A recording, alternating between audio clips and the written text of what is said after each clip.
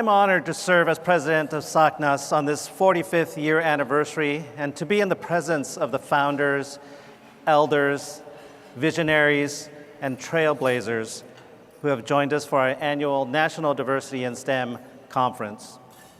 During this anniversary year, I thought it's important to evaluate the circumstances that have arisen alongside our original goals and to understand how they've impacted the evolution of our organization. SACNAS has been an inward-facing society for the most part. When we were small, we came together to create this safe space that allowed us to re-energize and then return to our home institutions to face new challenges. And we've maintained this nurturing environment throughout our growth, even through this large conference, and we see upwards of 4,000 people. We managed to maintain that small feeling. That's important, and we'll keep that as part of our SACNAS culture forever. Last year, the SACNAS conference I felt was unique. I think many of you who came to it felt the same thing. The national conversation had changed, and not for the better for our communities. Many of us felt attacked. We felt on the offensive. And that intensified this inward feeling of this connection and support at the conference. I had many students who came up to me with tears in their eyes because they felt this uncertainty around them. And they were glad how SACNAS and the environment here gave them that energy to keep moving forward.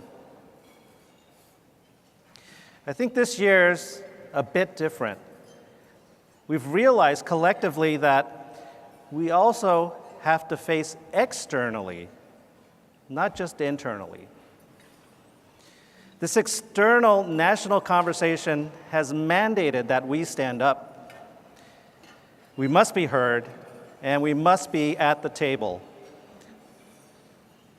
With the amazingly fast rise of the National March for Science movement in 2017, SACNAS was right at the table, with SACNISTA speakers mobilized across the country in short order.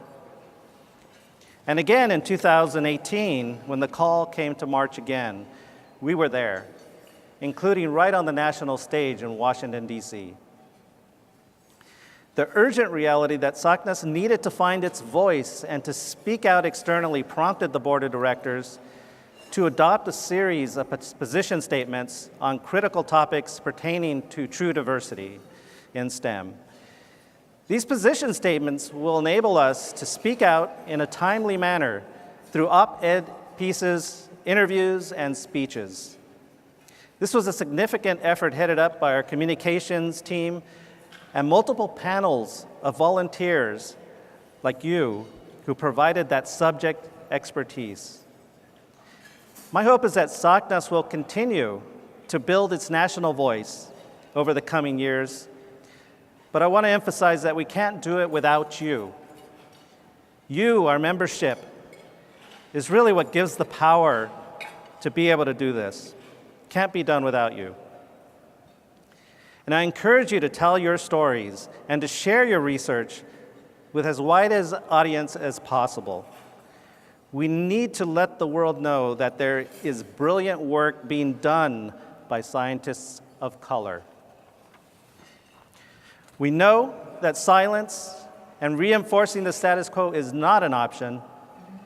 It is our responsibility to stand up, to speak out in the same way our founders did when they came together 45 years ago to declare the need for representation of all communities in STEM fields. Thank you.